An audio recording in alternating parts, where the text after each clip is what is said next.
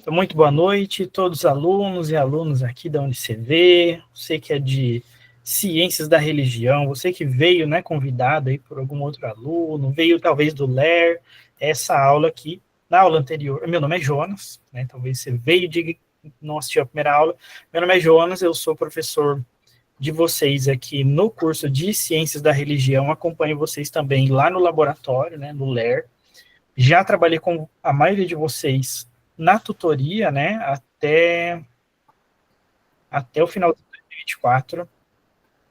E é uma alegria estar aqui com vocês como docente agora, compartilhando um pouco mais de pesquisas, né, de tudo que a gente gosta de falar, né, eu vou colocar todo mundo no mudo, tá bom?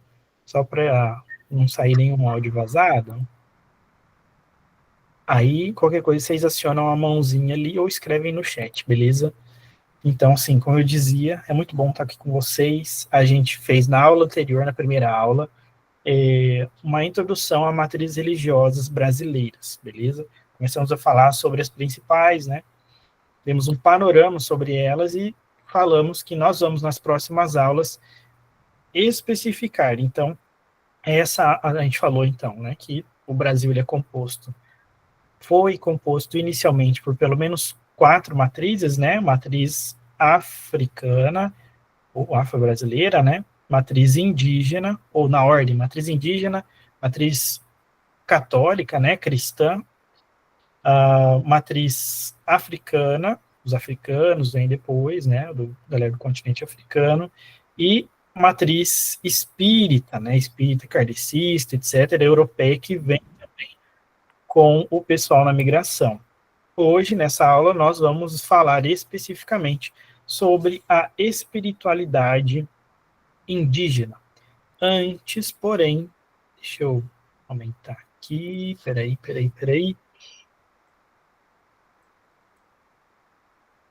Deixa eu melhorar aqui, que eu acho que melhor eu baixar isso daqui.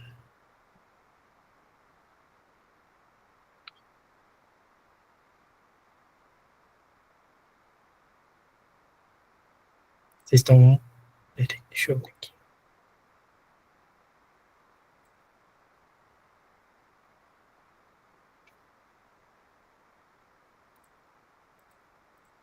Tá. Isso daqui pra cá, isso daqui pra cá. Vou ajeitar minhas janelinhas aqui. E na outra aula eu fiquei, pula pra lá, pula pra cá, né? Às vezes fica um pouco atrapalhado.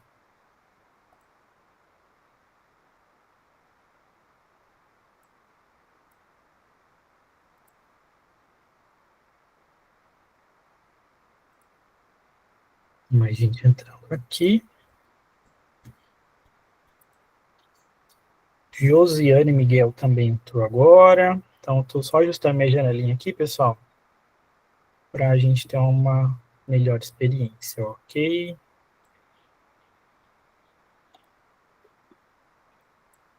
Eu vou começar com uma música, depois vocês me dizem aí no chat se estão ouvindo. Peraí.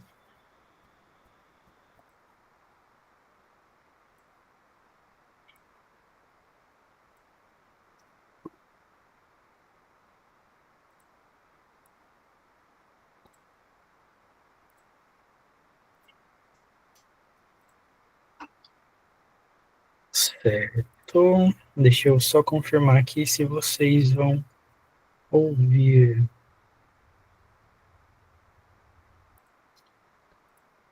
Configurações.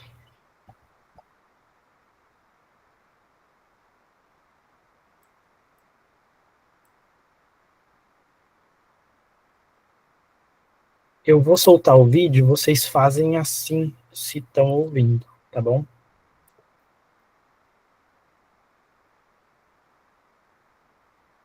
Estão ouvindo? Não? Não? Espera aí, então... Tem que ver como é que eu faço para liberar esse áudio aqui. Cores, borracha, limpar tudo. Se alguém souber, me diz aí no chat.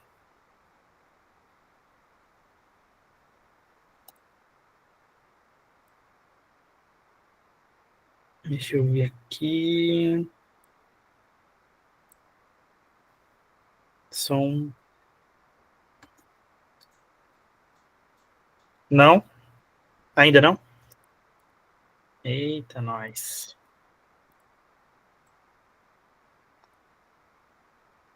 Bom, vou tentar uma última tentativa. Vou tentar uma última tentativa, excelente, né? Vou fazer mais uma última tentativa aqui. Nem que eu viro a minha. Que eu inverto novamente a minha. Aqui.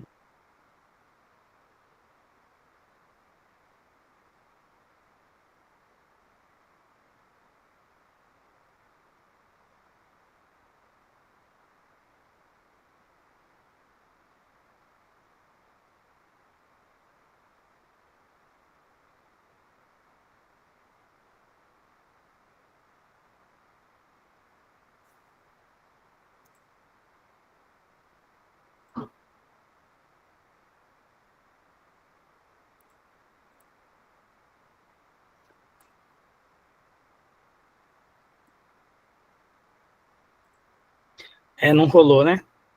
Depois eu mando para vocês lá no chat para vocês assistirem com mais tempinho. Para a gente não demorar mais, bora para os slides. Deixa eu ver aqui no chat se claro uma coisa. Não, beleza. Beleza, gente. Então, nossa aula de hoje é sobre religiões indígenas brasileiras. A gente vai falar sobre diversidade, cosmovisão e alguns desafios, né?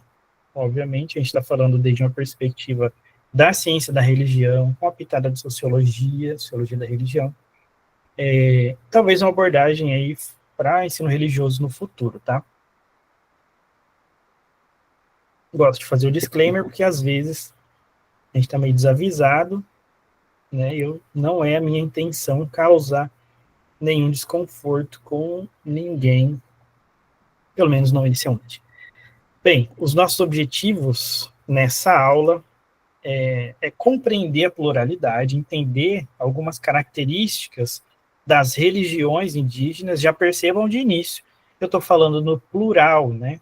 A pluralidade, nós temos algumas formas, algumas manifestações religiosas, né?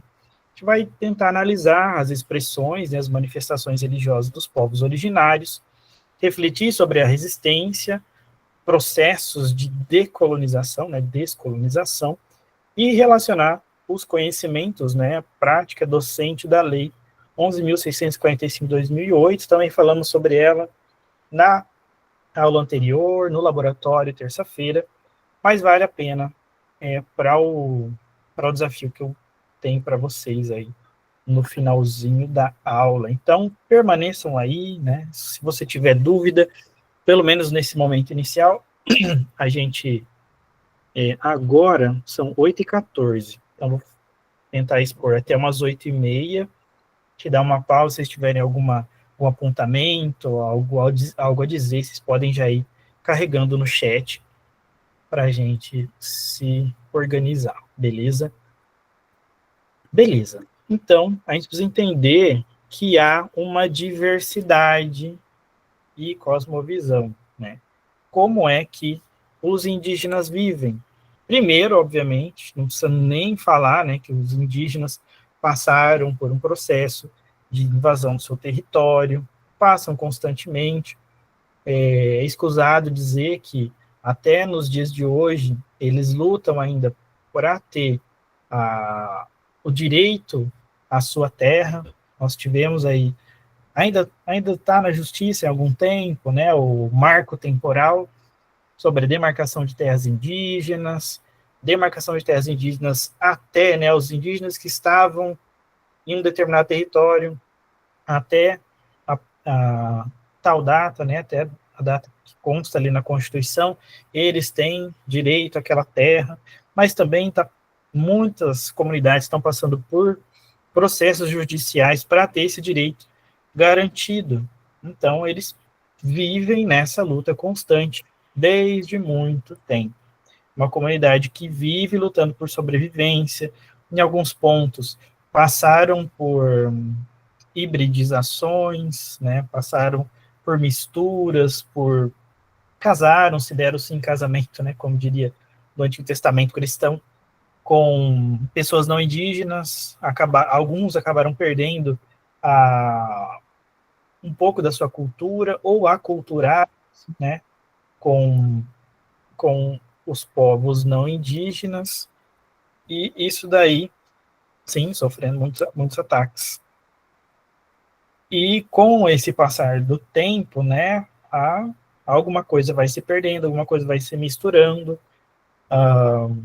guardadas as devidas proporções, mas também sofreram perdas, né, de sua cultura, de sua religiosidade, de sua espiritualidade, dada a influência do cristianismo e, de certa forma, também a invasão de áreas que não era para ir, os cristãos foram, por mais que alguns tinham boas intenções, alguns até desenvolveram bons trabalhos, em alguns pontos, isso que eu falo guardadas as devidas proporções, né, é um assunto complexo, né, algo simples, né, em alguns pontos os cristãos fizeram bem, em alguns pontos os cristãos acabaram, depois eu preciso, vou até anotar aqui, preciso compartilhar com vocês uma pesquisa sobre evangelização ou cristianização, né? A maioria das pessoas tem sua perspectiva cristã. Talvez você pode falar assim, não, Jonas, mas eles foram lá para fazer o bem. Não, eles foram lá porque muitos indígenas têm um ritual, por exemplo, de enterrar a criança. Então a gente precisa colocar isso também. Deixa eu colocar aqui, né? Enviar material.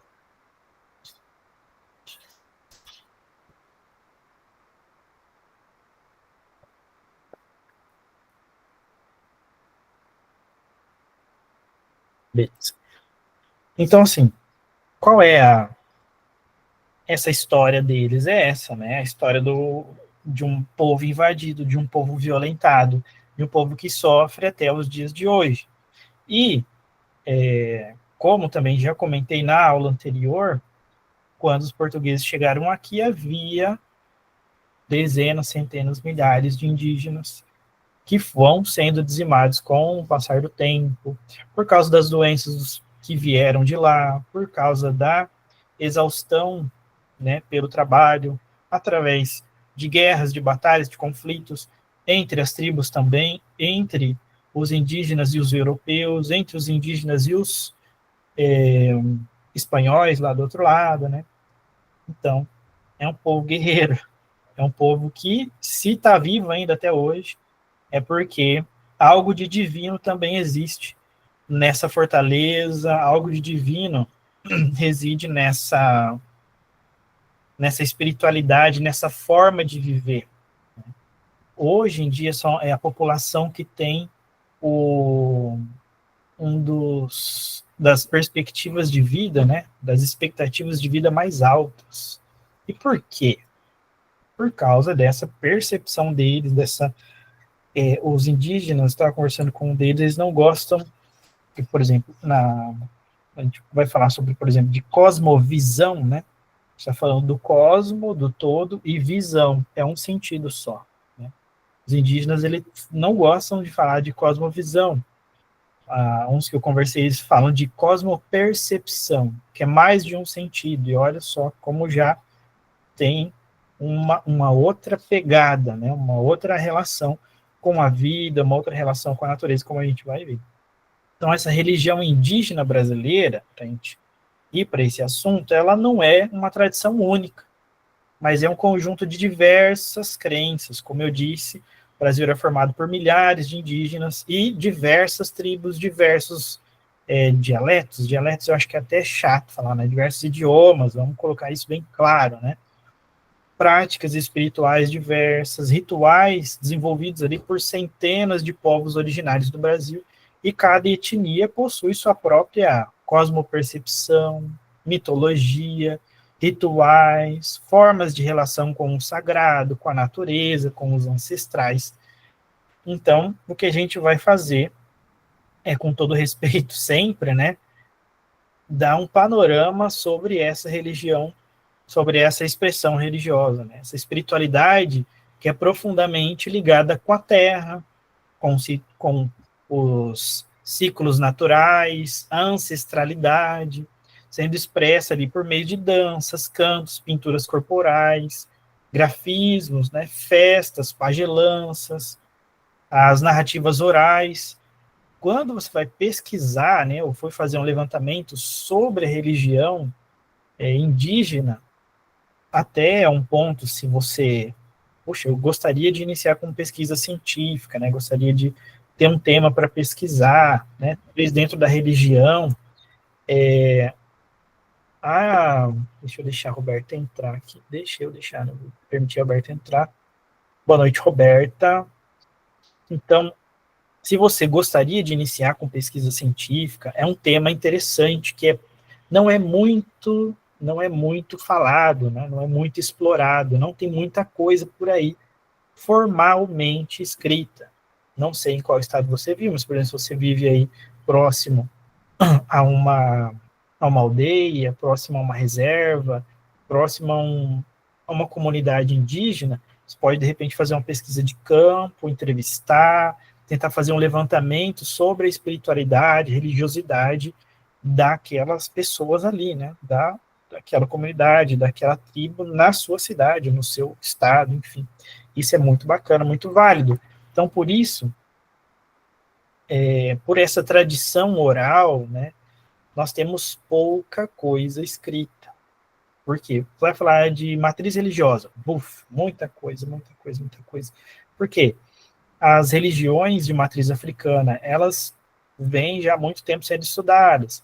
As religiões cristãs também, o espiritismo, tem uma galera estudando, até religiões, né, esotéricas, expressões espirituais esotéricas também já tem um grupo estudando sobre bruxas lá em Santa Catarina. Então, sobre religiões indígenas, não tem muita coisa. Então, tá aí um gap, tá aí um campo para você pesquisar se tiver interesse. E essas religiões, né, diferente das religiões ocidentais, elas não se organizam em sistemas dogmáticos, não tem uma teologia sistemática indígena, um livro das religiões indígenas. Você tem um outro conto, uma outra coisa aqui, uma história aqui, uma narrativa ali, né? Não tem algo sistematizado.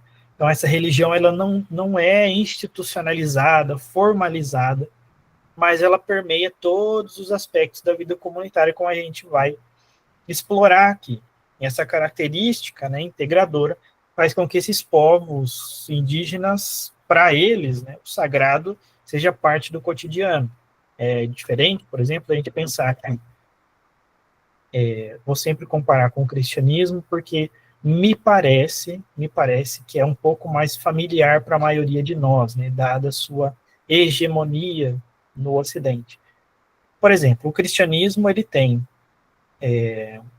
em algum lugar dessa compreensão do cristianismo, pelo menos na popularidade, alguns entendem que existe uma esfera do sagrado e uma esfera do profano.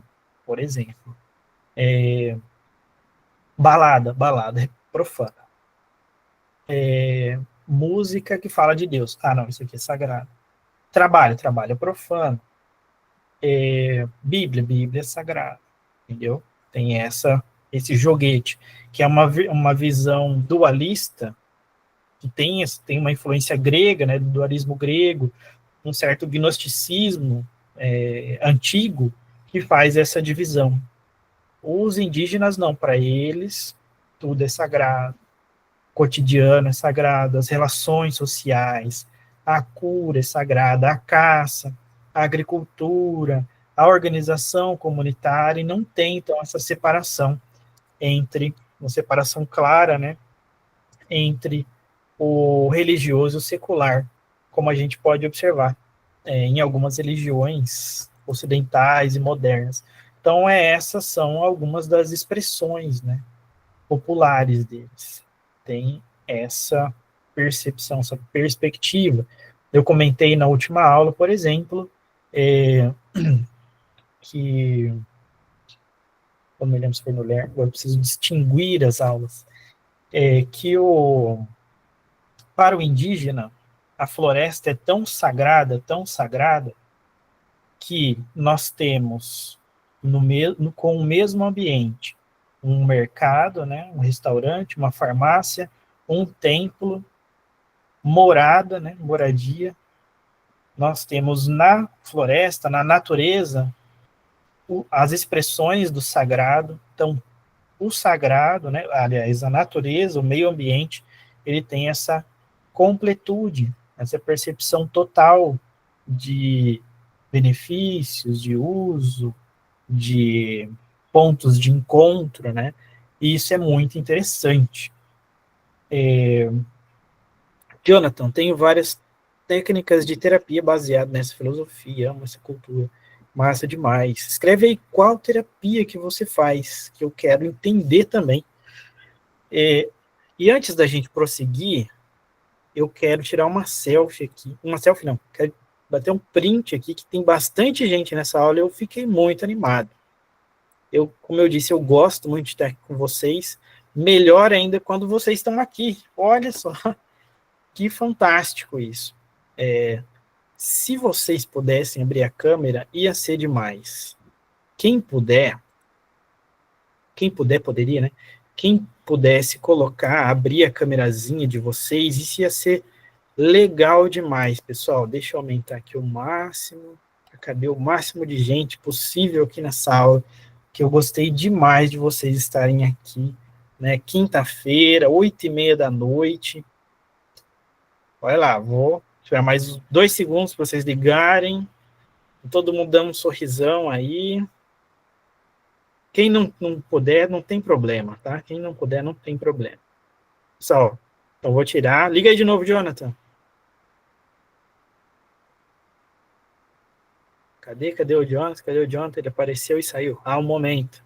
Passa perfume, passa a mão na sobrancelha. Minha família tem a sobrancelha que espeta, assim, pra assim. A gente tem que fazer assim de vez em quando. Deixa eu botar uma camisa. Não, parece só a cara, não tem problema não. Ó, o Bruno também tá bonitão ali, ó. Não tem problema não. Vamos lá, gente. O desafiozinho que eu quero fazer com o desafio, né? A proposta que eu tenho para vocês, acho que é muito, muito válida, acho que é uma provocaçãozinha para a gente não ficar só na aula. Ô, louco, colocou até uma camisa. Não, peraí. Volta aí, Bruno. O Bruno agora saiu. Aí, agora sim. Então, atenção, vou tirar, todo mundo bonito, paradinho. Pose de RG, não, né? Pose de instagramável, né? Então, atenção, todo mundo, vamos tirar. Perfeito, perfeito. Até o José Carlos saiu aqui com a gente. Muito obrigado. Legal demais. Isso daqui vai... Depois, se vocês tiverem Instagram, podem colocar o arrobinha lá no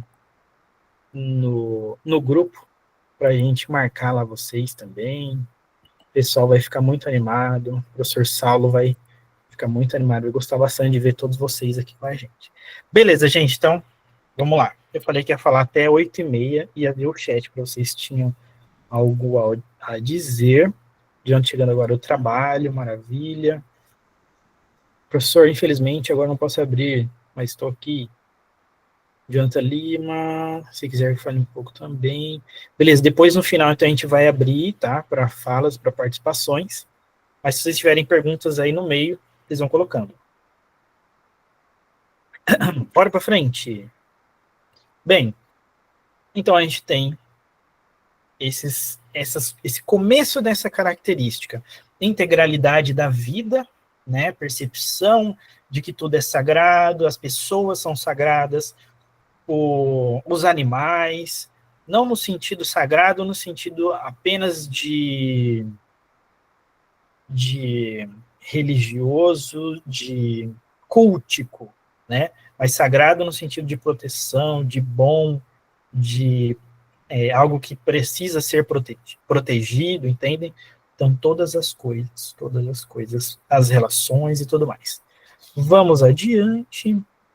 Expressões, né? Aí eu tenho algumas imagens, não consegui alterar todas as imagens, algumas foram geradas por inteligência artificial, né? E colocaram aqui. Então, mas dá para ver, né, nessa imagem aqui, parece mais uma mistura de indígena com orientalismo indiano, né? Olha só, parece que tem uma suculenta verde enorme, né? Tem uma suculentazinha aqui do meu lado. Parece que tem uma suculenta enorme no chão.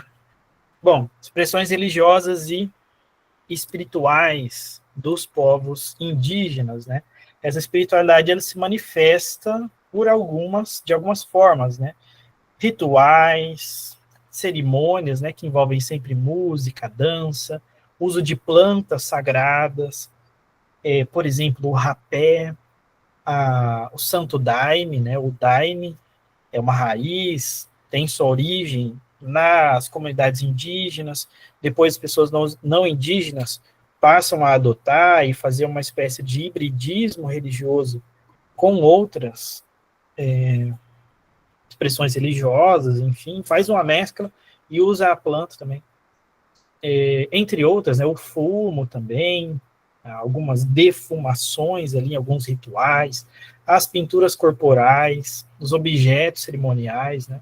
O exemplo ali é o grafismo potiguara, comunica essa identidade, espiritualidade, resistência a imposições de visões coloniais, por exemplo, né? Depois a gente pode pesquisar mais a respeito. Então, o sagrado ele está nesse cotidiano, nascimento, morte, na agricultura.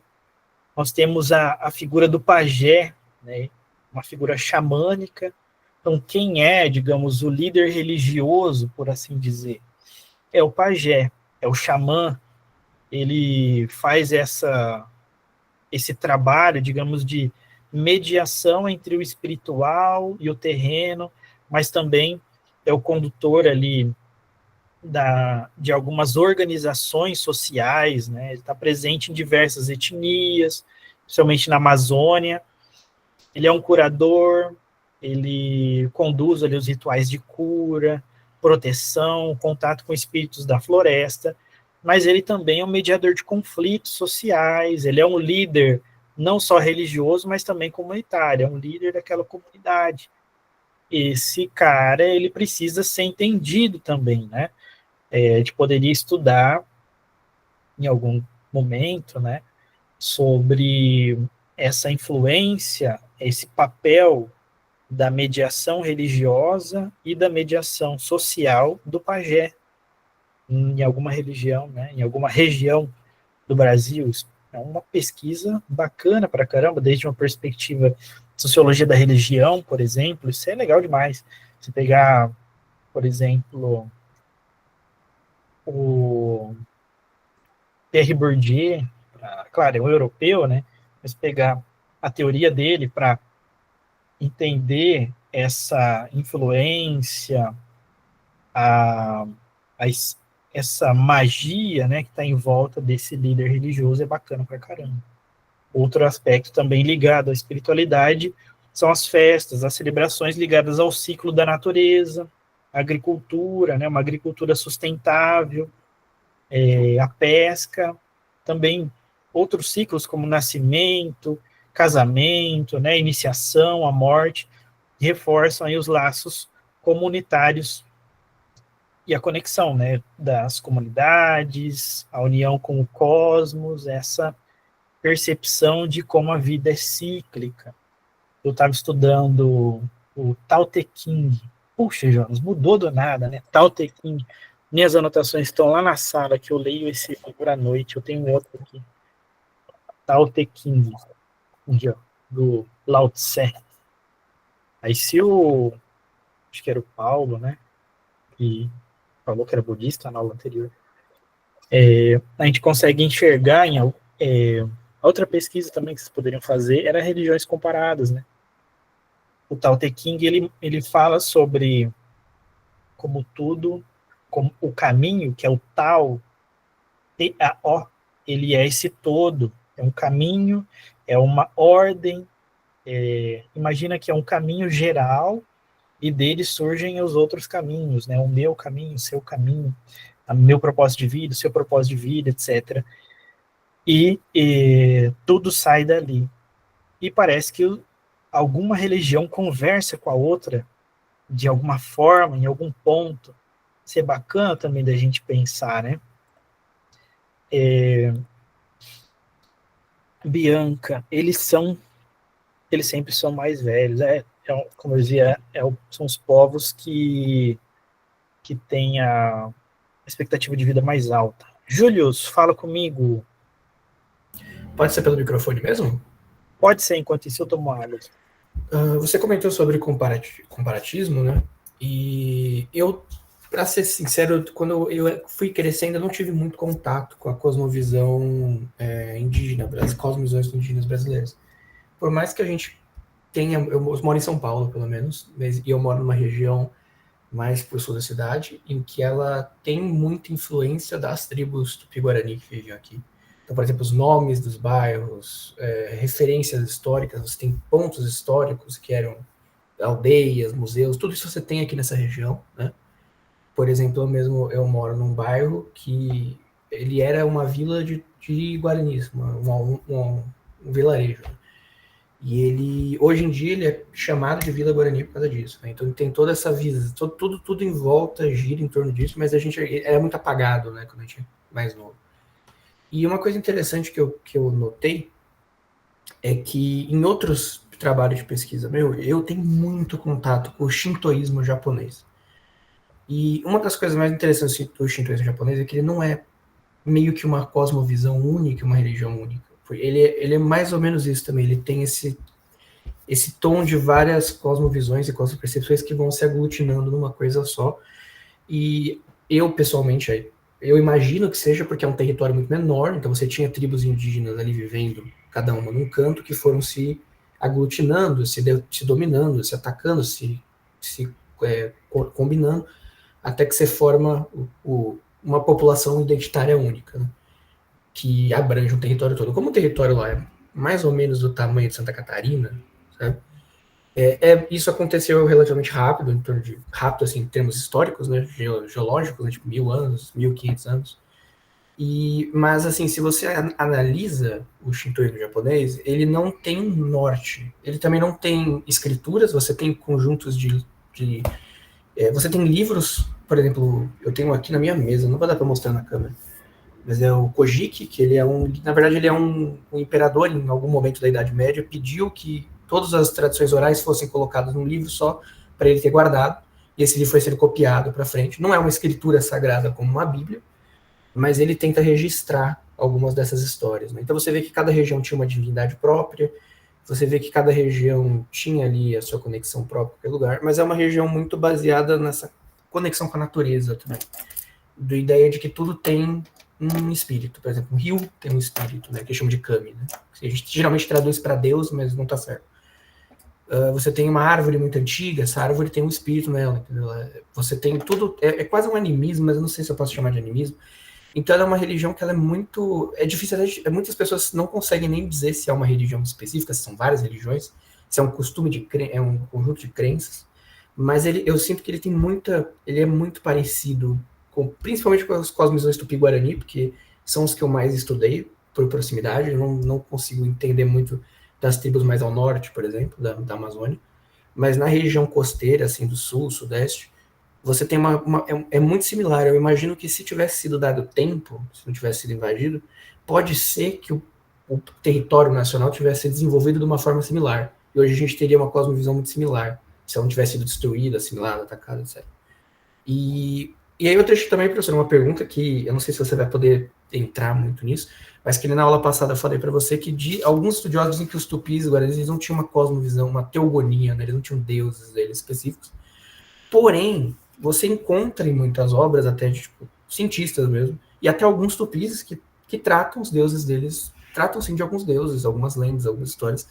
Você vê que é uma teogonia muito similar à greco-romana, por exemplo, então você fica com o pé atrás, Mas é uma coisa que você ouve tanto vindo deles quanto das pessoas de fora que você fica meio tipo, tem algum grau de verdade nisso? Na minha opinião, eu acho que tem, mas foi um pouco estruturado de uma forma ocidentalizada, entendeu? Perfeitamente, entendi sim. Até para os levantamentos que eu estava fazendo aqui, é o que você falou. Alguns falam que não tinha, outros falam que tinha. E parece mesmo, que é como diria, né, o provérbio africano, enquanto os leões não souberem escrever, os caçadores serão sempre os vencedores nas histórias, né? Alguma coisa assim. Os caçadores serão sempre os heróis das histórias.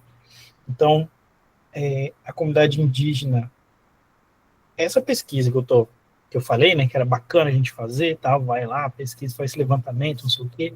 Até, por exemplo, no estágio 4, né, de ciência da religião, é basicamente uma pesquisa de campo. Você poderia fazer em uma comunidade indígena, olha que massa que seria. E se ficasse bom, eu teria coragem de entrar com quem fizesse, né? Se vocês quiserem fazer em mais de um, enfim. Tá vendo? Eu já estou jogando aqui o verde, né? Para a gente publicar uma coisa dessas. Como é que essa espiritualidade ela se define? Porque uma coisa é eu, branco, hétero, descendente italiano, misturado com tudo que é tipo de raça, mas não vou dizer ocidental, porque eu sou latino-americano, latinos não são ocidentais, mas eu não sou indígena. Uma coisa é eu observar e dar a minha perspectiva, né? Fazer as minhas observações ali, com olhar sociológico, olhar de ciência da religião, etc. Outra coisa é o indígena falando, entendeu? Não, existe um Deus único, existe um Deus criador, entendeu?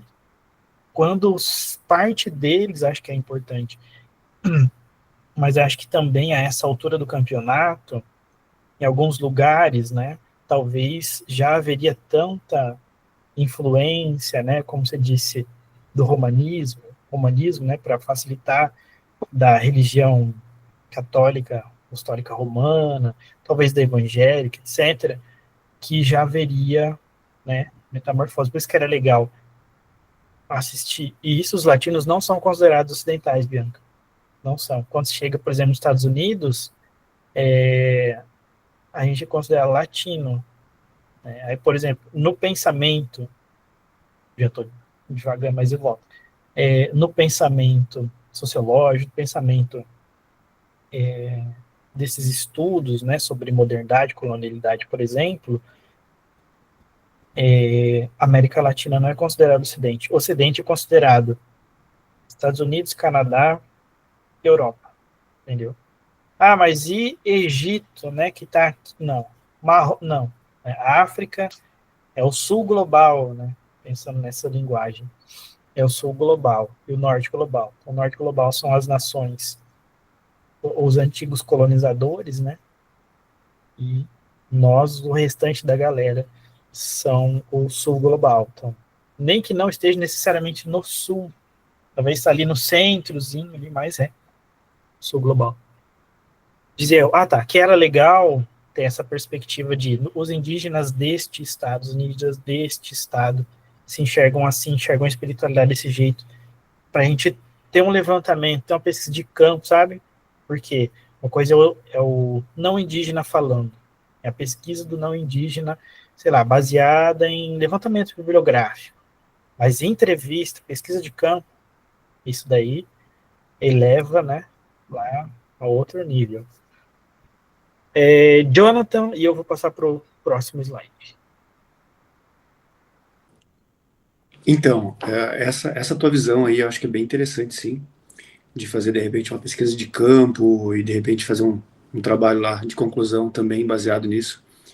Inclusive, eu já fiz uma pesquisa, né, praticamente, sobre tudo isso, até mesmo com o pessoal aí do Acre, né, da tribo Yawanawá.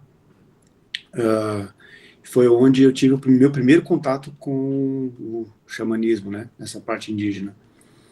Então, de lá para cá, desde de 2013, e eu venho me aprofundando, pesquisando e tudo mais, tanto é que, como eu falei ali, estou escrevendo um livro sobre uma medicina específica, e como essa medicina pode ajudar as pessoas, enfim, mesmo a pessoa não tendo conexão, enfim, e como eu utilizo também essas medicinas, né, tanto a ayahuasca, como o rapé, como a sananga, como o cambô, como, enfim, entre outras, né, também plantas de poder, para trazer essa expansão de consciência, né, para as pessoas dentro das terapias. Então, eu utilizo várias técnicas, né?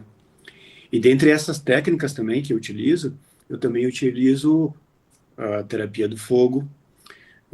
Tenho 2 terapias do fogo. Uma delas se chama Fogo Tucuruvu, que ele foi canalizado justamente pelos meus mentores, né? E foram eles que me trouxeram essas técnicas para eu poder trabalhar com as pessoas, onde trabalha a questão da transmutação, né, energética e também das consciências da pessoa. E a outra que é bem miscigenada, digamos assim, que ela é védica, né? Que ela se chama Agnihotra, não sei se você já conhece, professor. Agnihotra, ou mais conhecido como terapia do Roma, né? Então ela é uma terapia que também trabalha com fogo, né? Uma terapia que é aí ancestral, tem mais de 2000 anos já, que foi doada para a humanidade, né? E quem pratica muito essa questão aí é o povo da Índia, né? Os indianos. Então eles trabalham muito com essa energia, né, que canaliza bastante o prana diretamente, né, do espaço, né. Então isso é muito importante. Só para vocês terem uma ideia o quão poderosa é uma técnica do Agnihotra.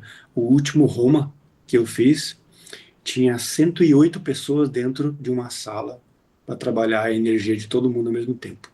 Então pensa numa coisa tão grandiosa que é realmente você poder trabalhar, né, e transmutar muita coisa dentro de tantas pessoas ao mesmo tempo. Então, realmente é uma coisa que, sim, essas técnicas são realmente muito poderosas, né? Então, desde quando eu comecei a entender essas questões assim, eu comecei também a me ajudar, a me curar e a curar muitas pessoas também nesse meio, né? Então, essa questão aí que o professor falou, de repente a gente fazer alguma coisa nesse sentido aí, eu sou super, né, super a favor, e, cara, eu tenho muito que contribuir também, né, de ao longo desses anos aí de pesquisa para mim poder escrever o livro. Eu também tive vários contatos e debates espirituais mais profundos, né, nessa minha busca pela expansão da consciência desde os meus 15 anos, né, que eu venho desenvolvendo toda essa caminhada aí, que me tornei buscador, né. Então hoje eu trabalho justamente ajudando pessoas, né, a saírem, né, a se reencontrarem com a sua essência divina, baseado em tudo isso que eu vim aprendendo ao longo da minha trajetória. Acho que eu só queria falar um pouquinho sobre isso para compor aí o assunto. Desculpa se eu me passei, professor. Que isso, massa demais, massa demais. Só gostou minha curiosidade. Agora eu quero saber, quero o Instagram, quero o que você tiver aí para eu explorar. Eu coloco ali agora, vai ser um prazer ter todos lá também, para a gente poder trocar informação aí. Estou aberto, né? Trabalho com isso, trabalho com também ajudando outros terapeutas a desenvolverem, né? A terem novas técnicas também, que é bem interessante isso. E também, como eu falei assim, o objetivo do meu trabalho é fazer com que as pessoas despertem consciencialmente e sejam protagonistas da sua própria cura. Ou seja, não é aquela questão assim, né, da gente entregar a cura, dar o peixe para a pessoa. Não. O meu trabalho é fazer com que as pessoas despertem, dando subsídios para ela ser protagonista da sua própria cura. Entende? Através de todas essas terapias, enfim, e a psicanálise agora está vindo, né, também para reforçar bastante isso também para o meio corporativo. Mas é isso, estou aberto também, quem precisar de alguma coisa, eu estou super aberto aí, tá? Massa demais. Pessoal, a Paula entrou agora aqui, a gente está do meio para frente já, tá? Mas fica à vontade, se tiver dúvida aí. Pessoal, eu vou baixar a mãozinha de vocês aqui, eu entendi que o Júlio falou, mas daí qualquer coisa a gente retoma depois, tá bom? Só porque senão eu vou acabar perdendo aqui e eu quero chegar no finalzinho com vocês logo mais daqui a pouco. Então, eu falei, né, sobre o Pajé, que é esse mediador espiritual, curador, rituais de cura, e proteção, esse guardião, né? Preservação do conhecimento ancestral. Gosto bastante dessa espiritualidade, o Jonathan. Falar sobre uma espiritualidade a partir dessas periferias, né? Marginalizadas, que foram criminalizadas em algum tempo, que não são valorizadas, não são validadas, né? E agora, como medicina integrativa, né? Passam a ser aceitas. Os gringos vêm aqui para a Amazônia para pegar, né, alguma coisa daqui e tornar isso um medicamento e vender para a gente de novo. Então, olha só a complexidade disso tudo e a importância, né? E esse aprendiz também, né? Ele forma aprendizes, formação iniciática contínua, né? Esse é o nosso pajé. Bem, algumas entidades, né? Principais divindades, entidades, e eu coloquei eles na horizontal aqui, porque eu não quero, né, fazer nenhuma distinção entre esse é mais poderoso do que aquele, ou esse é o principal, aquele é o principal, justamente por haver essa divergência entre autores. Depois, no final, posso compartilhar. Eu vou compartilhar o slide com vocês lá no grupo. Todo mundo que está no grupo do WhatsApp Ciência da Religião, só me diz aí no chat. Quem não estiver, não está? Está no Ler, será? No Ler? Acho que a maioria está no Ler, né? Qualquer coisa, acho que eu vou criar uma pasta, é melhor. Criar uma pasta com todos os slides das aulas. Vou criar um repositório. Não, repositório a gente já tem. Vou criar alguma coisa para guardar tudo isso nosso. E as referências, né, vão instalar um material de apoio que eu estou utilizando para compartilhar lá com vocês. Faz um drive, professor. Isso, um drive mesmo, né? É porque às vezes o drive, sei lá, Deus me livre, a instituição acaba tendo uma mudança de servidor ou outra e acabar perdendo, né? Então, sei lá, algum lugar na internet que não seja necessariamente o drive, enfim, a gente vai arrumar esse lugar. Mas a gente tem essas principais entidades, né? A gente tem essas principais entidades que nos ajudam aí a entender um pouquinho sobre essa espiritualidade. Nhander Tupã, tem o Tupã, tem o Nhander Tupã também, né, que é um grande espírito. Alguns vão colocar ele como criador, está mais ligado ali aos Guarani. Tem o Ieba Belô, que é como se fosse o avô do universo. Se ele, né, é o avô do universo e o Nhander Tupã é o grande espírito criador, será que o Ieba Belô é pai do Nhander Tupã? Não sabemos, entendeu? Fica meio complexo, por isso que é importante uma pesquisa aprofundada, né? Temos Guaraci e Jaci, que são o Sol e a Lua, estão ali ligados mais às tribos Tupi, Tupi-Guarani. Ayangá, protetor dos animais e florestas. Temos tantos outros nomes, né? Eu cito alguns apenas, a gente poderia estudar a fundo uma delas, né? E tentar elencar elementos de espiritualidade, né? Como essa espiritualidade enxerga, como essa entidade enxergaria isso, enxergaria aquilo.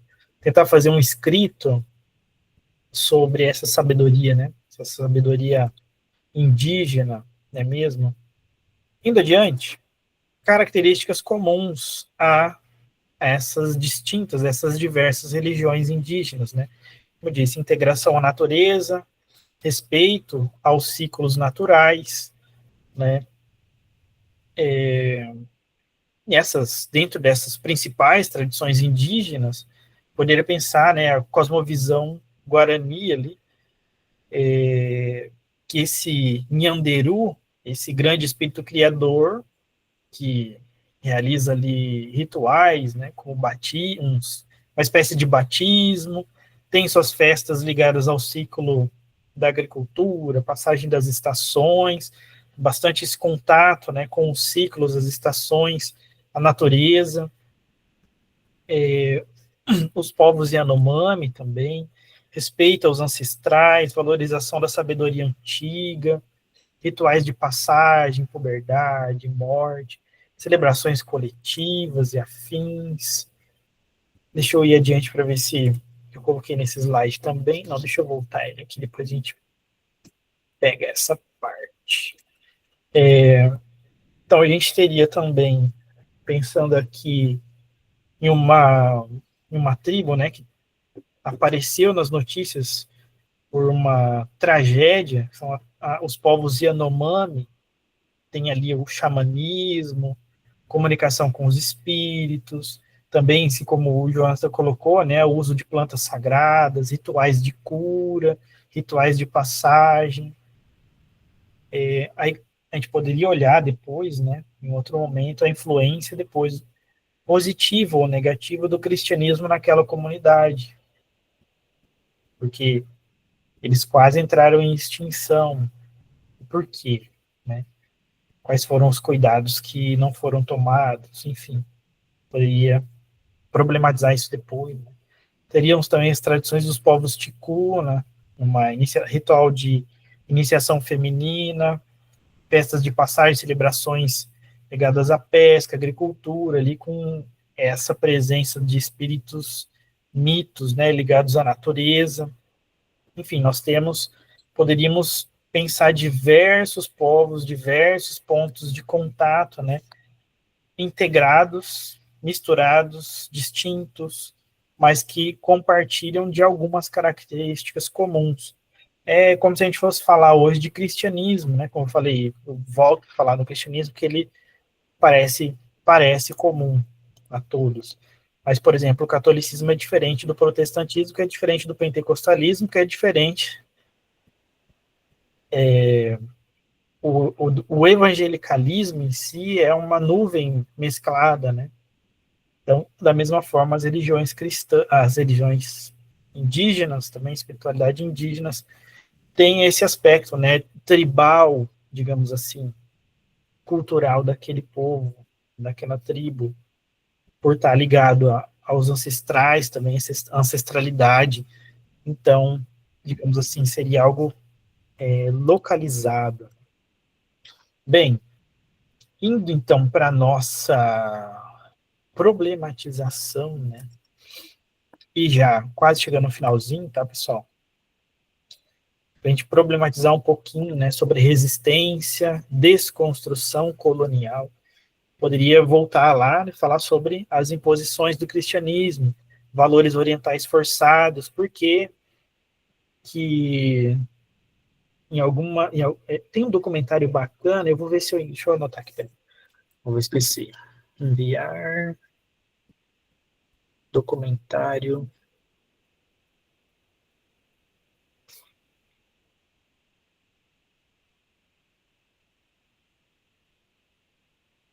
Tem um documentário, é um filme documentário, que ele fala sobre um pajé, a comunidade toda, digamos, foi cristianizada. E o pajé foi também.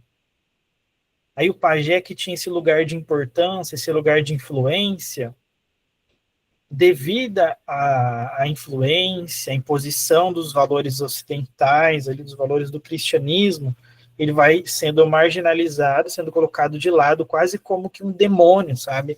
Alguém que fala com o diabo, entende? Porque ele fala com o espírito, que ele fala dos ancestrais, que ele tem os rituais, etc, etc. E daí, é até triste, né? A direção de fotografia ela é interessante, que ela coloca alguns ângulos, né?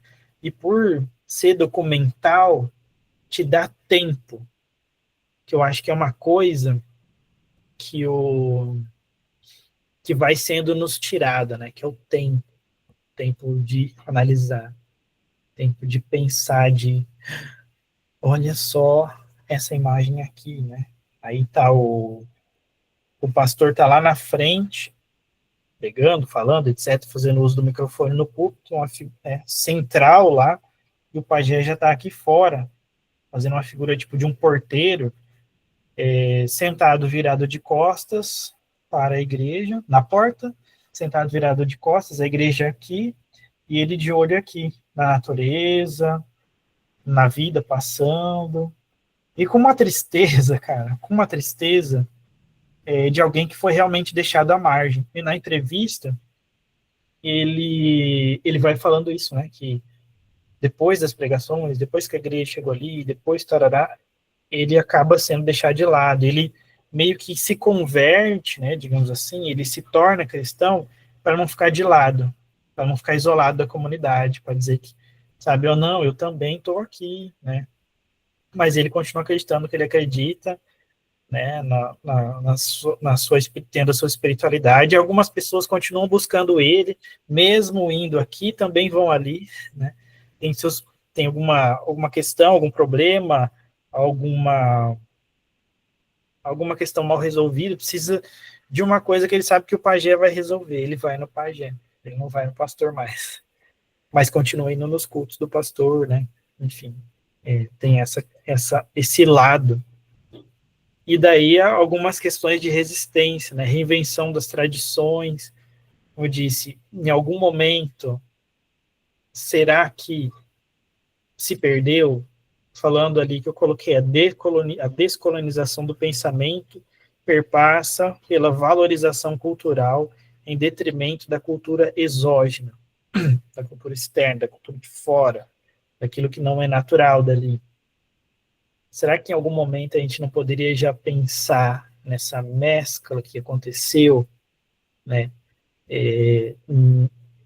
por sobrevivência, talvez, por tentar não se isolar do restante da tribo, como eu falei no documentário? É bacana, eu vou mandar o documentário para vocês assim que terminar a aula, tá bom? Mas a gente tem essas questões, daí outras coisas, né, como eu falei, de territorialidade, essas lutas constantes, né, e como eles vão se vencendo, né, ou às vezes sendo vencidos. Claro que a gente tem figuras muito fortes, muito proeminentes, como o Ailton Krenak.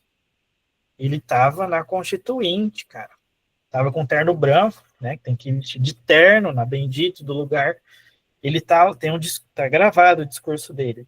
Ele entra de terno branco, né, ele tem um momento de fala, ele começa a se pintar para a guerra durante a fala, durante o discurso. Então é como se ele entrasse descaracterizado e fala, não, agora a gente veio aqui lutar pelo nosso direito.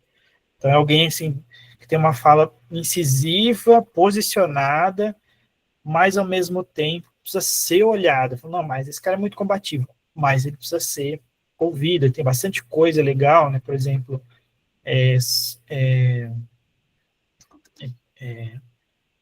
como evitar o fim do mundo. Como é que é agora?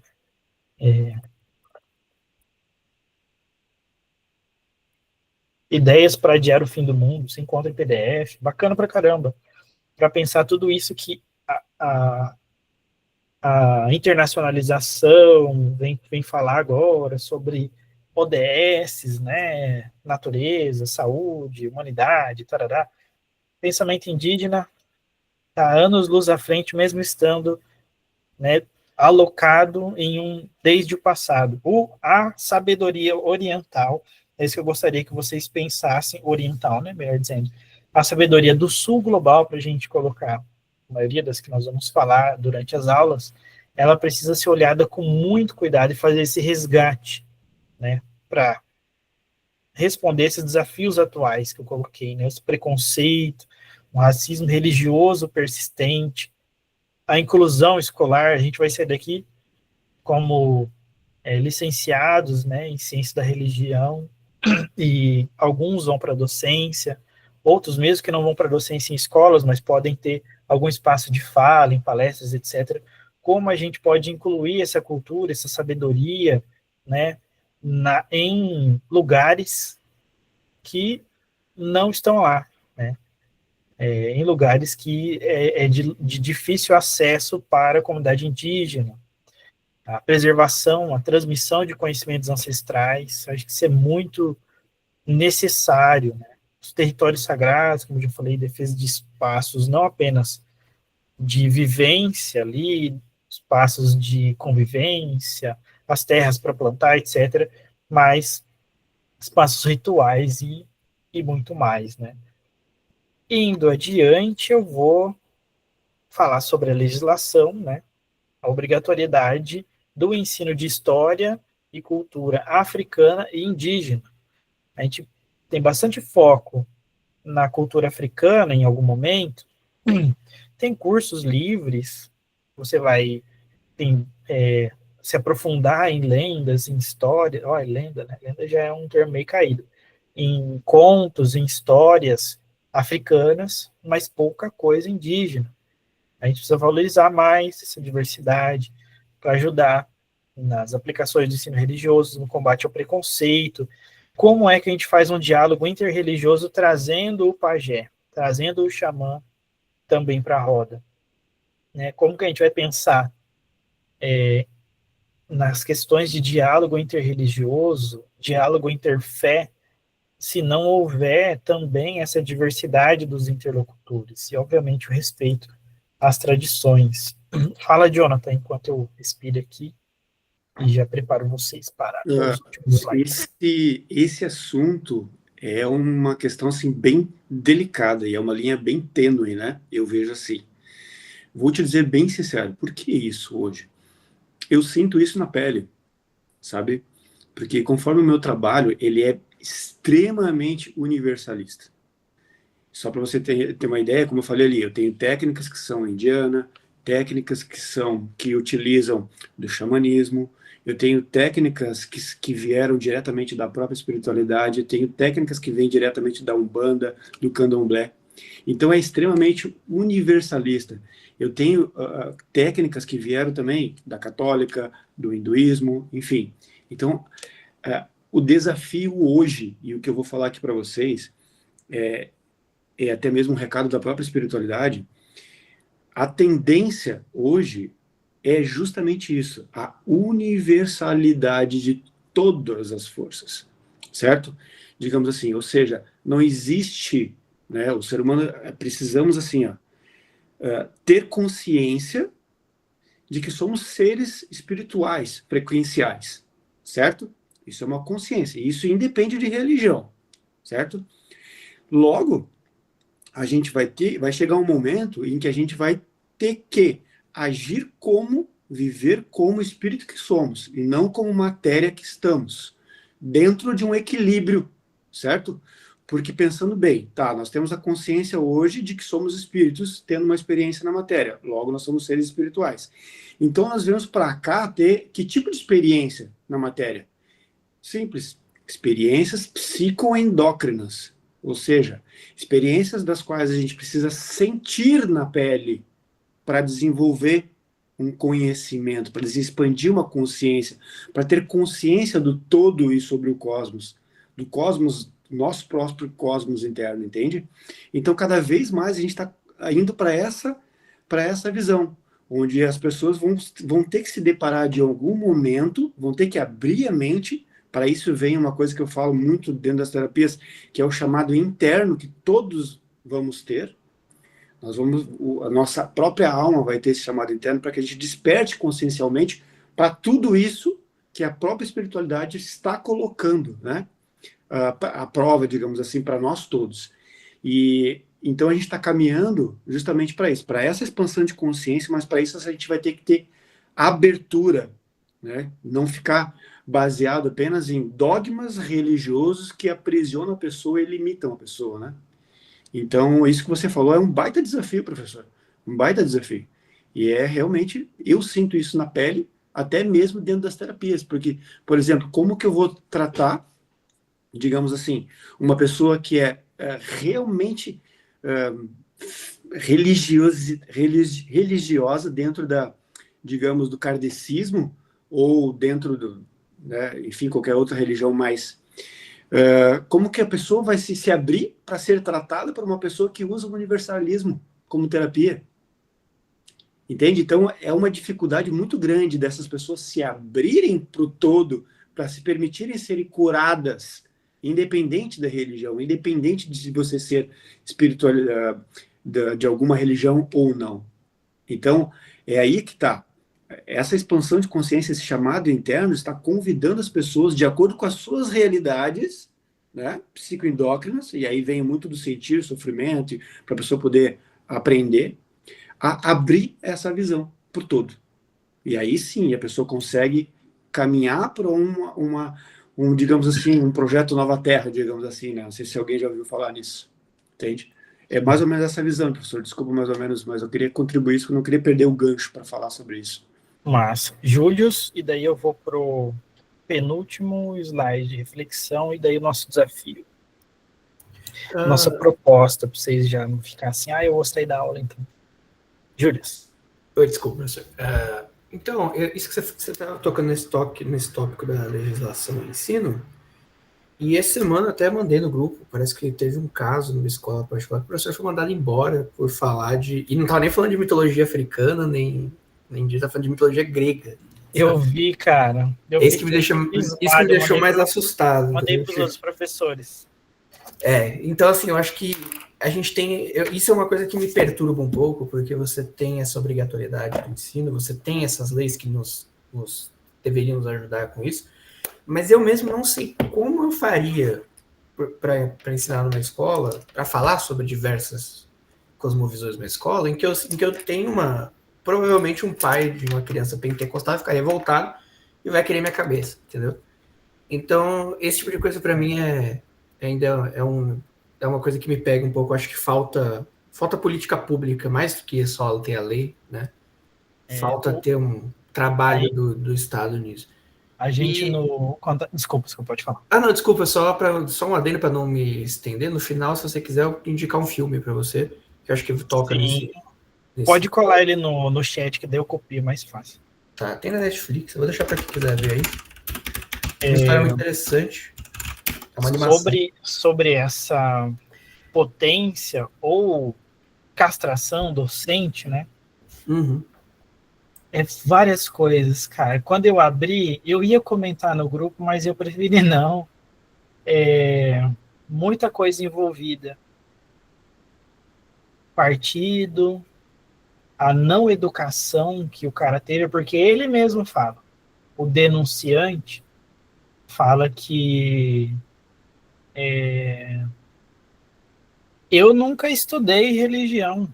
Então, nossa, me sobe um negócio aqui, né? Quer dizer, a gente está aqui há quase 2 horas, né? 1h13, falando sobre uma religião.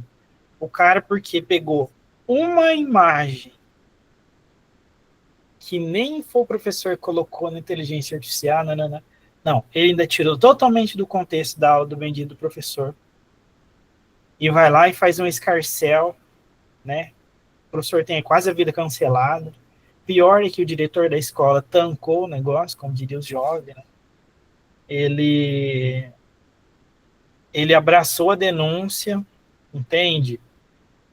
Cadê que é uma escola pública? Cadê os sindicatos, professores, ali também, para ajudar o cara, meu? Esse cara precisa de um advogado bom, porque tem um lugar para o professor. Além disso, sei lá, o ambiente, a profissão do cara foi totalmente respeitada. É complexo porque, assim, principalmente religião, né, gente? A gente está aqui, estudou, o João está falando todas essas complexidades, o Júlio, a Bianca também, várias pessoas colocaram aqui vários pontos.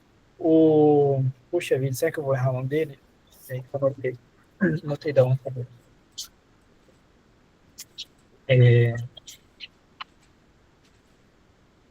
O Paulo, né? O Paulo também faz vários apontamentos interessantes. A Paula, que está aqui também, Paula Pantin, né?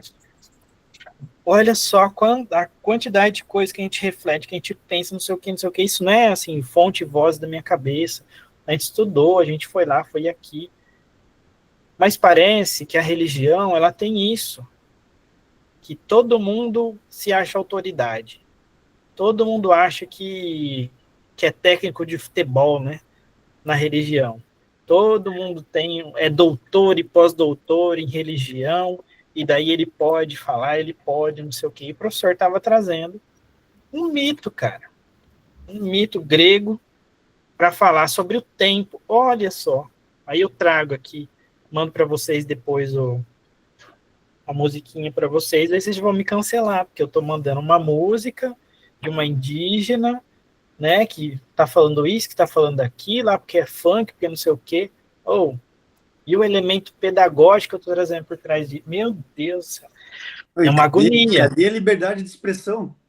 É, Vamos que é começar por aí. não vou nem entrar aí, mas é um partido que bate no peito e fala de liberdade de expressão. Mas o Júlio estava falando uma coisa que a gente refletia bastante no estágio, com os alunos, para falar sobre essas questões, né? O estágio ele é complexo, né? Não dá para você dar todas as aulas, você vai dar uma aula só. Tem suas complexidades, principalmente ensino religioso. O professor tem uma aula por semana. Imagina se ele tem 4 estagiários na aula dele, ele já não deu aula aquele mês, né? Imagina só que complexo.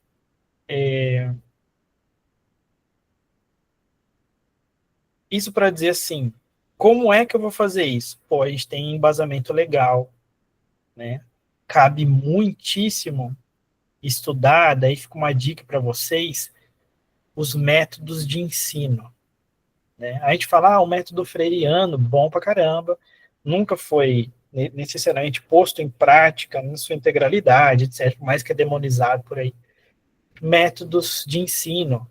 Eu gosto de método de ensino ativo, metodologias de ensino ativa, que coloca a pessoa para fazer e tal. Aqui no remoto é complexo de fazer. Gostaria muito de fazer, aí separava vocês em turmas, a gente dava um tempo, vocês conversavam, etc. A gente pode pensar isso para uma outra aula, eu mando material para vocês antes, e a gente faz essa interação, sabe? Porque acho que o que vai salvar, em alguma forma, é a maneira como nós explicamos as coisas. E ainda assim, né? Pode ir um vereador daí. Mas ele pediu demissão, né? Ele não foi exonerado. Ele pediu Talvez ele demissão. não foi induzido a fazer isso também, né? Tem Sim, mas esse é o ponto. né? E isso, que o cara vai sendo tão perseguido que ele fala, às vezes ele tem uma outra coisa. Às vezes chamam ele num canto e fala, ó, foi um deputado, né, que parece que foi lá, meu, não é vereador, cara? Acho que ele é vereador, né? Vereador. Eu não sei, o cara é só, não devia estar ali de qualquer forma. Não devia estar. Mas, ô professor, uma última coisa sobre esse tópico de ensino. Claro. Eu acho que eu li sobre esses dias, isso ficou na minha cabeça, que eu acho que uma postura interessante para você falar de religião numa sociedade plural, assim, é que a gente tem que tratar de dois. A gente tem duas possibilidades de aproximação, que é o que eu faria como docente. Você tem a possibilidade da verdade absoluta, que todo mundo vai concordar que existe uma verdade absoluta, a gente vai decidir qual verdade é absoluta e vai seguir por essa. Ou a gente vai seguir pela verdade relativa. A verdade relativa é: existe uma verdade absoluta? Talvez. É a sua? Talvez. Talvez. Para você é? Então, beleza. Então, a gente vai chegar num acordo. Eu pegaria os anos, a gente vai chegar num acordo que todo mundo aqui, a gente está no estado de verdade relativa. Portanto, usar no caso que eu li, a gente usou Jesus de exemplo. Jesus, a gente tem a figura histórica, que 99% dos historiadores acreditam que ele existiu, de fato, que ele foi, de fato, crucificado. Existiu uma pessoa chamada Jesus que foi crucificado. Aí isso é uma verdade. E aí você entra na verdade relativa. E a verdade relativa é o que Jesus foi para cada denominação religiosa. E no caso, eles pegaram várias, de islâmico até budista. E aí eles colocaram um checklist do que cada um concorda e discorda. Então, no final chegou, um experimento que foi feito, e no final chegou-se um acordo da verdade relativa, que é o seguinte: nós nunca vamos concordar entre nós, porque a minha verdade é diferente da sua. Existe uma verdade absoluta, a gente vai abolir a ideia de que existe uma verdade absoluta e vai cada um ficar com a sua verdade relativa. Mas a gente vai existir nesse espaço meio desconfortável, mas que a gente vai ter que aprender a conviver, em que não existe uma verdade absoluta. A minha verdade absoluta, a sua verdade absoluta, mas quando a gente interage as duas, elas são relativas. Uma coisa para você não funciona para mim e vice-versa. E aí eu acho que dentro de um campo docente, eu acho que eu abordaria dessa forma. Eu não sei se isso causaria algum tipo de tumulto, não sei se causaria ameaças de morte a mim, mas é o que eu faria com um grupo de crianças, adolescentes, tentar entrar religião, provavelmente. Pois é, tentar entrar nesse consenso de verdade relativa, entendeu? O Roberto falou, o respeito dá para ser absoluto, né? De fato. Ações empíricas como respeito sempre dá para ser absoluto. Acho que isso é importante. Um ponto legal para você trabalhar sobre religiões diversas é o diálogo interreligioso, né?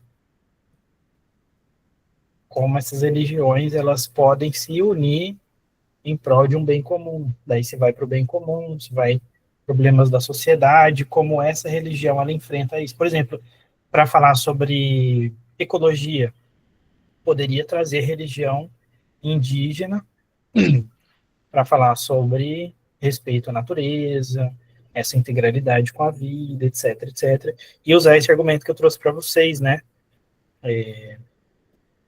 A floresta em si como esse todo, né? Essa múltipla possibilidade. Gente, eu vou só prosseguir aqui, mas tá massa pra caramba essa discussão, esse argumentário, né, que a gente traz. Então, assim, como que a gente supera, para a gente refletir, né, nesse fechamento, como superar essa visão folclórica das religiões indígenas? A gente poderia, né, olhar ali que folclore você já está invalidando enquanto possibilidade real, né? Está colocando como é cultural, ainda jogando cultural lá naquela latinha, né? De que forma a gente pode incluir essas tradições no ensino religioso, né? Que vocês já levantaram aí, já que ele privilegia algumas tradições em alguns lugares, marginaliza outras. Essas ameaças aos territórios sagrados, qual a importância de conhecer as tradições, né, para a formação de professores, de cientistas da religião. Como eu disse, eu fiz, para o mestrado, eu fiz um levantamento, quase uma busca sistemática sobre a intolerância religiosa. Tinha muita coisa sobre, e nos PPGs, né, nos cursos de pós-graduação, de Ciência da Religião e Teologia do Brasil. Tinha muita coisa sobre a intolerância religiosa contra religiões de matriz africana. Não, porque são maioria, porque a maioria que ainda existe, enfim. Mas, como eu disse, tem uma invisibilidade aqui. Por quê, né? Porque eles não vão lá denunciar, talvez.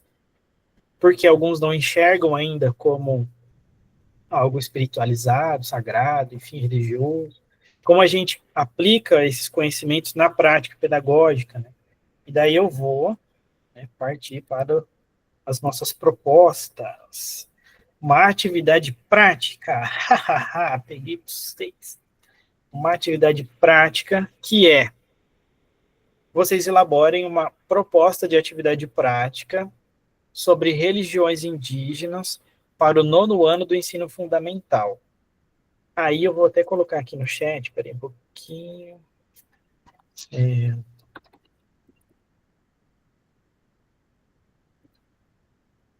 Eu vou colocar um referencial curricular do Paraná para vocês. Peraí. Ensino religioso, 9º ano.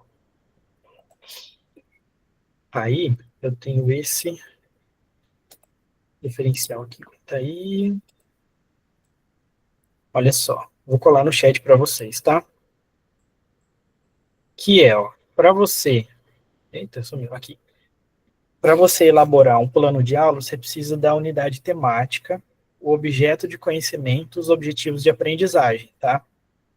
Daí você pega algum desses 3 grandes aqui, e elabora um plano de aula com pelo menos 2 objetivos de aprendizagem, tá? Por exemplo, eu vou falar sobre, pegar esse do meio ali, crenças religiosas e filosofia da vida. Aqui, É claro, ele está comparando 4 matrizes, mas daí você pega só a indígena. Como a religião indígena, ela enxerga a vida e a morte. Por exemplo, identificar os sentidos de viver e morrer diferentes organizações religiosas. Como o indígena enxerga a vida? O nascer, o desenvolvimento da vida, né? O amadurecimento, os ritos de passagem, a morte, através de seus mitos fundantes, né? Por exemplo, analisar diferentes ideias de mortalidade elaboradas pelas organizações religiosas, ancestralidades, tem reencarnação, transmigração, ressurreição, ou identificar concepções de vida e morte, né? A partir de filosofias de vida por meio da análise, diferentes ritos fúnebres. Olha aí, peguei isso por exemplo, mas aí você, então, seleciona ali uma dessas unidades, né?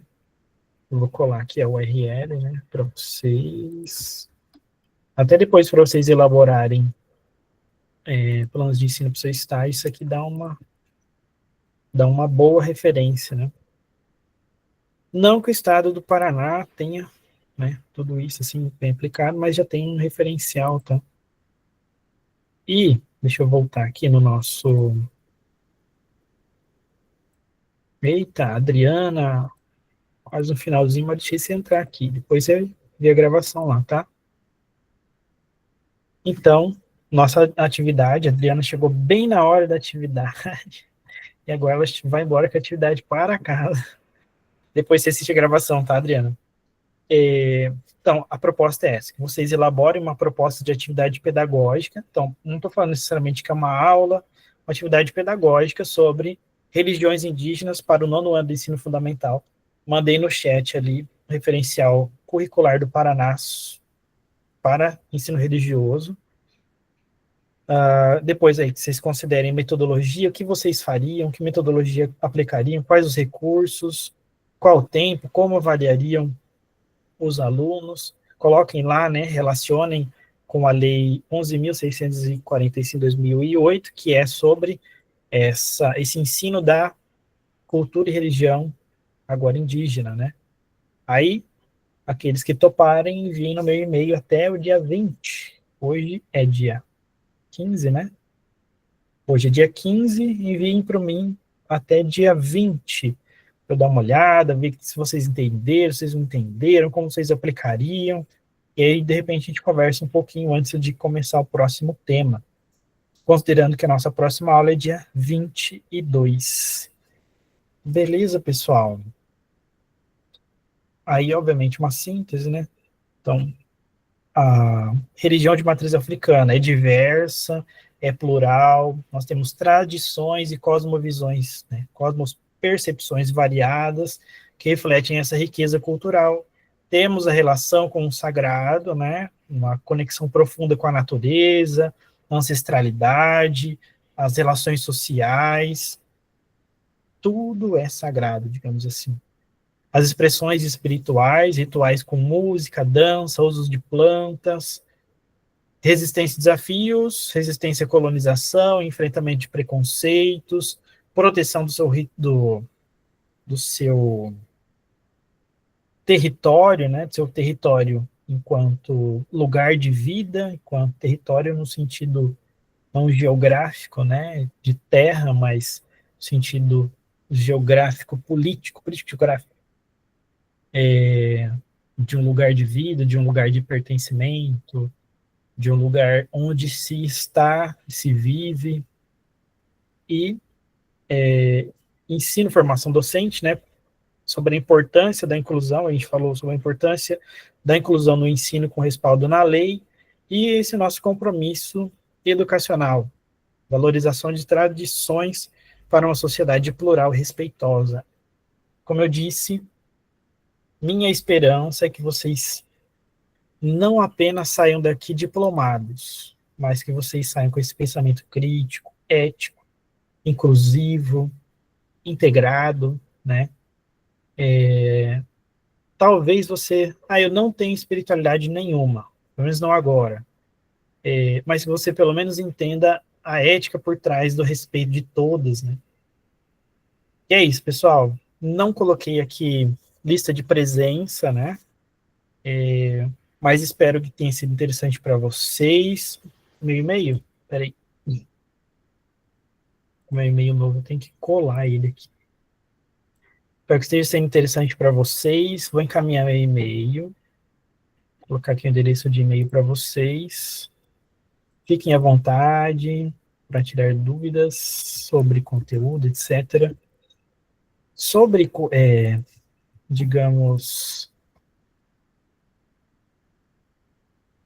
detalhes pedagógicos da plataforma, etc., eu não vou saber responder, que eu ainda não tenho esse acesso, né? Tinha acesso como tutor na época, mas passou um tempo já que eu não sou mais tutor, então pode ser que alguma coisa tenha mudado e tal. Então, muita coisa que você pode tirar dúvida com os tutores, né? Acho que vocês estão com um tutor novo agora, mas... É .br aqui, professor? Ou .b? Cortou? É .br. Valeu. Obrigado. Então é isso, pessoal. Muitíssimo obrigado. Aí, se vocês tiverem apontamentos, dúvidas, gostaria de conhecer tal religião, a gente vai programando as aulas e planejando elas, né? Então a gente falou, deu um panorama na aula anterior sobre matrizes, entramos agora na matriz indígena. Fala, Jonathan, antes que eu fale da próxima. Professor, queria me colocar aqui também à disposição. Como eu trabalho com essas medicinas também, se vocês quiserem, a gente pode fazer uma dinâmica em uma certa aula, de repente, assim, se o professor permitir, claro, né?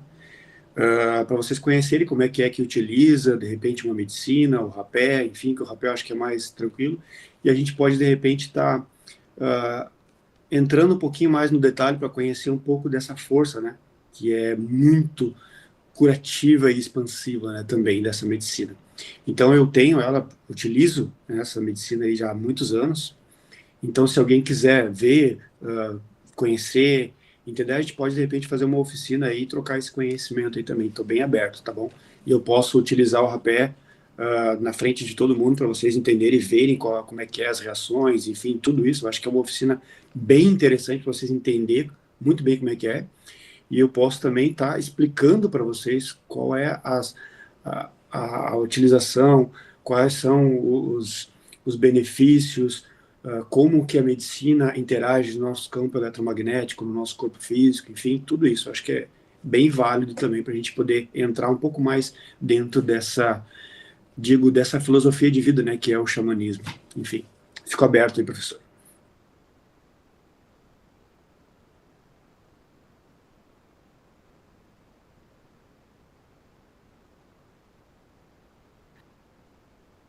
Mero detalhe, né?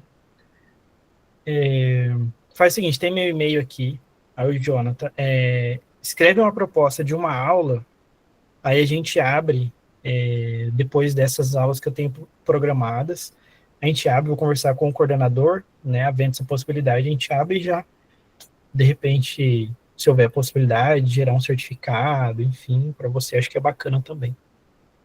Beleza? O Júlio falou uma coisa bacana, que seria legal ter trabalhos e dinâmicas de apresentação dos alunos também. Massa, então a gente vai fazer o seguinte, eu ia falar uma coisa, agora eu vou falar outra coisa. Os pentecostais diriam, Deus mudou a pregação. Não vou colocar para a próxima aula. Deixa eu ver o calendário aqui. Nossa próxima aula é dia 20, deixa eu ver, maio, né? Nossa próxima aula é dia 22, certo? Façamos o seguinte.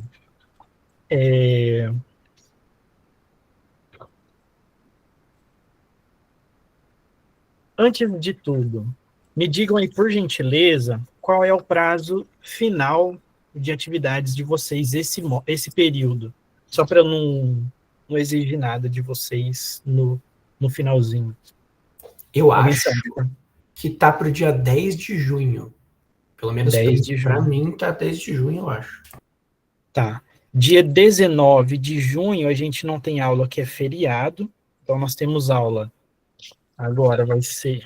Acho que vocês devem ter recebido em algum lugar, né? Então, 22, 29, 5, 12, depois 26. Vamos fazer o seguinte. Eu vou mandar para vocês um material base, né? Um texto base, tá? Breno, dia 2 de junho? Confirmem aí, por gentileza, para eu não... Dia 2 de junho é a última data? Confirme por gentileza aí. Eu acho que dia 2 de junho é a das atividades e dia 10 as provas, não? Dia 10 é a última. Tá. Beleza, então vamos fazer o seguinte. Vamos programar para dia 26 de junho.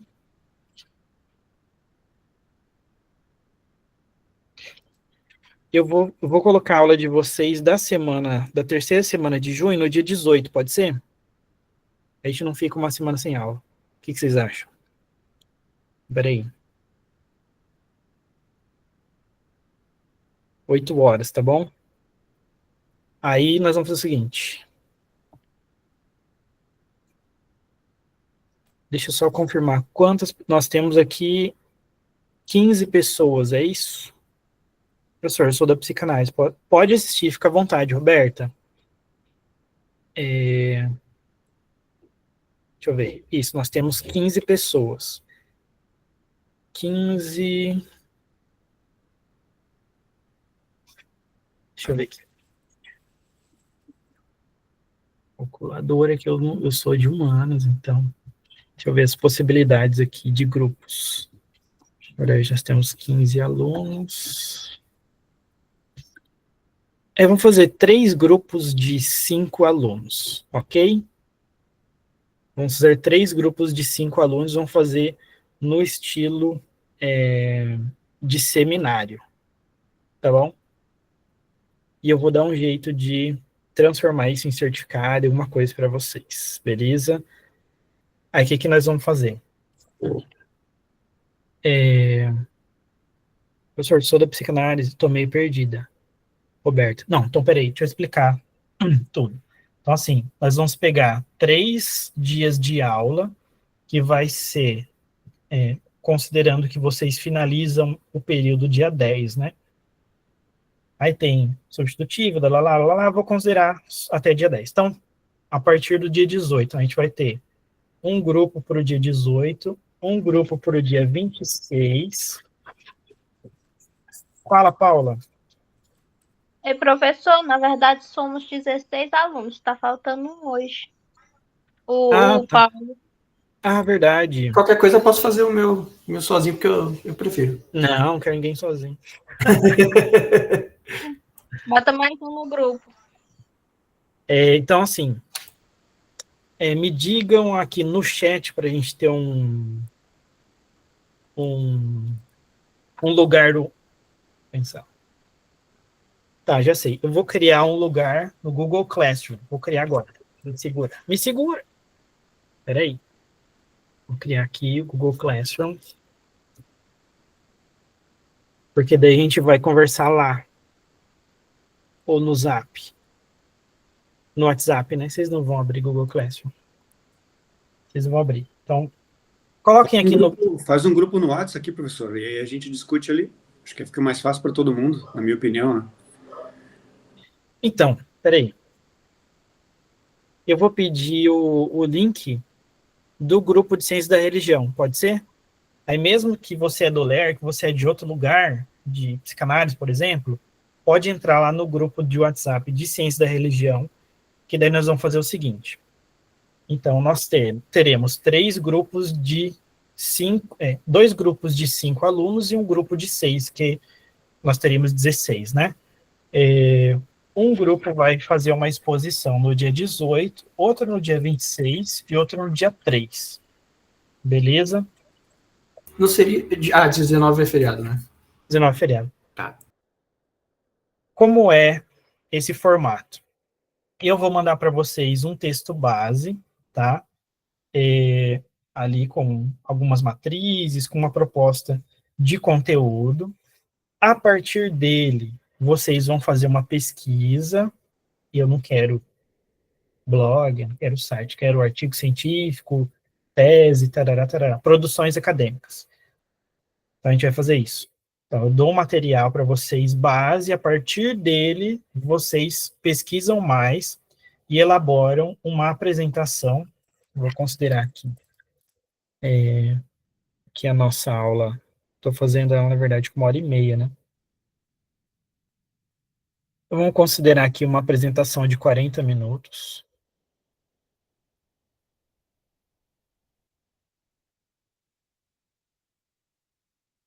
Meia hora. Aqui também vocês vão falar, vou falar só eu falando aqui. Então, meia hora. Então, 30 minutos de exposição, tá? Aí vocês podem ficar à vontade para usar o tempo aí. Vocês vão fazer a exposição de um tema, depois eu mando detalhadinho. Roberta, sou a 6ª pessoa. Então, a exposição, depois uns 10 minutos de interação dos outros alunos, tá?